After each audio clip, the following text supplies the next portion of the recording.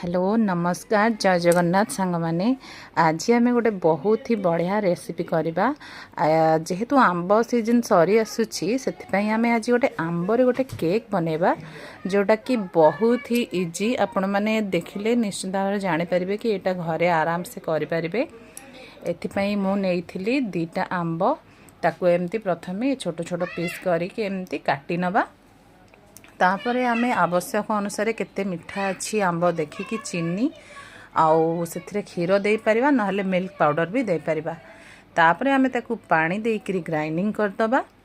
तापरे से बैटर टाकू आमे ताकू गोटे कड़ाई रे ढाली नबा ए भली भाबरे बेसी पानिया करबानी। तापरे आमे सेथिरे दबा सुजी आउ जदि आपन को लागुची चेक करेंगे जदि टिके मिल्क पाउडर कम लगुची ताहले आउ टिके मध्य सेथिरे पकई पारिबे।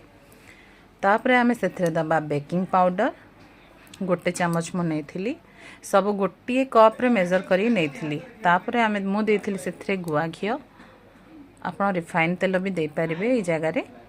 तापरे आमे ताकू आधा घंटा पई छाड़ी दबा टिके फुलिया पई सुजीटा टिके फुलिबो बहुत पानिया करनी मु देखंतु। तापरे आमे ताकू केक टिन रे ताकू एमती सेट करनबा ता ऊपर आपण किछि ड्राई फ्रूट्स एमती पके पारिबे। तापरे एटी ओवन को मु पूर्वरु टिके गरम करी रखिथिली एथिरे आमे दबा 40 मिनिट ताकू रखिबा परे देखंतु हमरो केकटा पूरा रेडी हो जाईची टिके भी किछि लागुनी छुरी रे।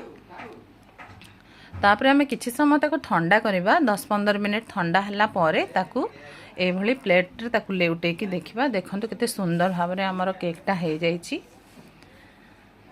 तापरे आमे ताकू छोट छोट पीस करके काटी नबा ए भली जेमती हमरो बनाना केक सब आसे से टाइप रो टिके लुकटा रहउची। ए केक टिन रे कले आपनकर ए भलिया लुकटा ही आसीबो आ अलगा अलगा केक टिन भी यूज करि परिबे।